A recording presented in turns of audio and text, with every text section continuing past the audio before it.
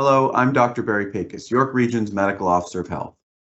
Again, much has changed over the last week, and again, we seem to be moving backward rather than forward. But there are quite a few good news stories and reasons for hope. We've moved ahead with opening vaccinations to the 18 to 49 age group, as well as prioritizing education workers for booster shots. And while Omicron continues to surge, our modeling has it peaking and decreasing more quickly than previous waves. Overall, we know that hospitalizations are at an all-time high and have truly overwhelmed the acute care system, specifically our emergency rooms and our hospital wards. The much more strict modified Step 2 measures that the province has announced last week, the deferral of surgeries and the closure of schools, are designed to help keep the burden on the healthcare system to a minimum. We understand how frustrating the return of these restrictions can be, but we've seen through experience that they truly can make a difference. And hopefully this time they'll be more short-lived. I want to thank everyone for adhering to the new measures, and for so many of you for continuing to come out to our clinics to get vaccinated. Thank you for your patience as we work to prioritize our older community members and now have over 50% of the 50+ group having had their booster dose. Now it's everyone's turn. We have expanded our clinics and we have opened appointments for boosters to the 18 to 49 group and to education workers. In particular, next weekend, we will have almost 15,000 spaces for education workers. Visit york.ca/COVID-19 vaccine or call Access York at 1-877-464-9675 to book an appointment. Please do book these spots and stay tuned for more information. If we do have excess capacity at our clinics, we'll provide information and opportunities for others. Ontario data suggests that vaccine effectiveness for the booster against infection is still in the 30-40% range with Pfizer and close to 60% with Moderna. More importantly, protection against hospitalization and severe illness is in the 70 to 80% range, so the booster can truly make a difference for each of us and for our healthcare system. For those small number of York Region residents who are still unvaccinated, I have a special message and a special plea. While infections are occurring in vaccinated and unvaccinated alike, the hospitalizations, ICU admissions, and deaths are largely in the unvaccinated. This is true in Ontario and across the world. Omicron is so transmissible that if you have not been vaccinated, you will likely get infected, and you may become seriously ill, even if you've had COVID already. Please take this opportunity now and get your first dose as soon as possible. As a reminder about testing for COVID-19, the province has limited access to PCR tests and is prioritizing their resources to where they are needed most.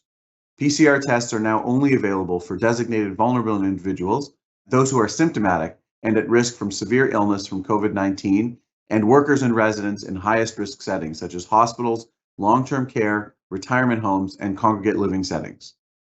For this reason, our case data is not reflective of true cases, but we continue to conduct surveillance through wastewater, through hospital data, and through other means.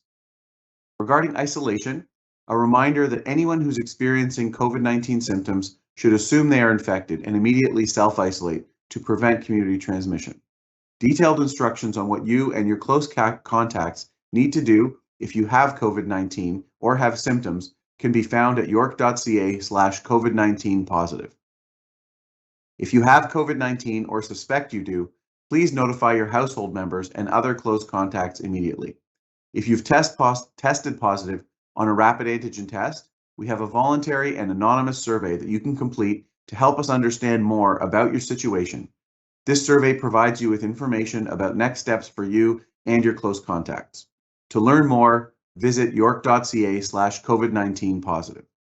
Finally, regarding schools. As you know, the province has paused in-person learning until Monday, January 17th at the earliest. We are not only public health professionals, but we are parents and community members, and we know the importance of children being in school for their mental, physical, and social well-being. We are advocating for their return to in-person learning and continuing to engage with schools and the province to support this. The most important thing you can do to get kids back to sustained in-person learning is to get your child vaccinated. Over half of York Region children are vaccinated, and without higher coverage, we may continue to see unfortunately high numbers of children visiting emergency rooms and being admitted. We all ask all parents and guardians to please take this time to vaccinate your children 5 years and up who have not received their first dose. Children and anyone who hasn't had a first or a second dose can walk into any York Region Public Health Clinic to receive vaccine. Appointments are only required for booster doses. Clinic locations can be found at york.ca/COVID-19 vaccine.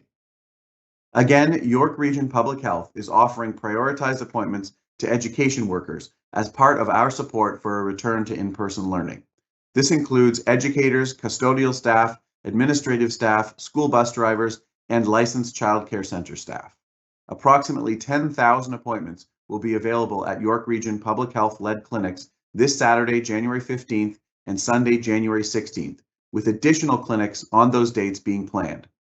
We continue to urge all York Region residents to wear a mask, wash your hands frequently, get vaccinated as soon as possible, and stay at home if you're feeling any symptoms, even if mild. Please stay safe and get vaccinated.